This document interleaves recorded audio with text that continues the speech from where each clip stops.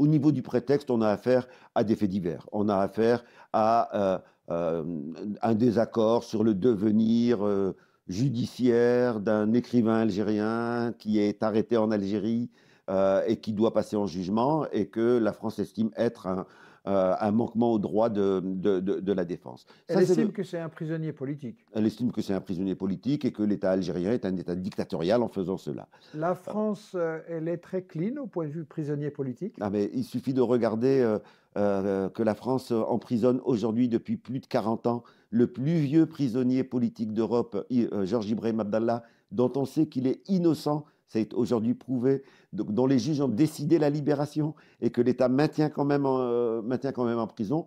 Donc là, on est sur du deux poids, deux mesures, donner des leçons à l'extérieur tout en ne l'appliquant pas à soi-même. Et Euh, Macron, il fait ça pour plaire aux euh, États-Unis, pour Israël, Pas du pourquoi? tout, pas du tout. Macron est devant une réalité. C'est là la dimension des causes et pas du prétexte. La dimension des causes, c'est de regarder ce que devient la présence économique française en Afrique. Nous sommes dans une étape de secondarisation depuis maintenant près d'une décennie de l'impérialisme français en Afrique. Il a été en Afrique de l'Ouest rejeté par des pays comme le Mali, par le Niger, par le Burkina Faso.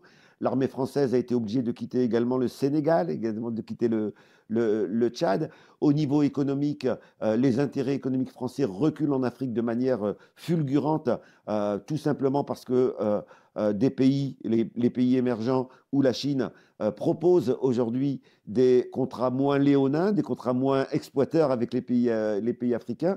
Bref, on a aujourd'hui des capitaux français qui sont en grande difficulté dans un continent qui a toujours été essentiel pour l'économie européenne et en particulier pour l'économie française. Et je pense que c'est la volonté. Essentiel pourquoi? Les matières? Alors, les matières premières, bien entendu, par exemple, la perte du Niger, c'est aussi la perte d'accès à l'uranium, l'uranium qui est un des éléments incontournables pour la France.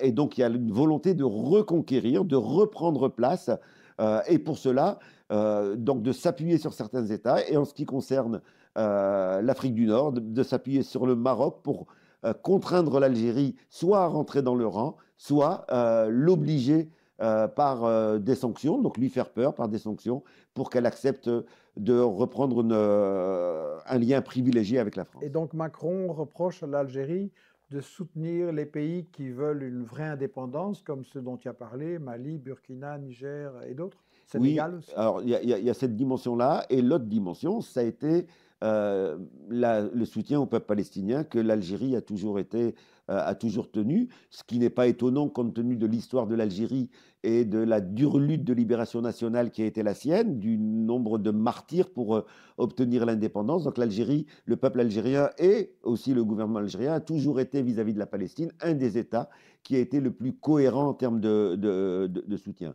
Par exemple, l'État algérien ne reconnaît toujours pas, contrairement à beaucoup de pays arabes, ne reconnaît toujours pas l'État d'Israël.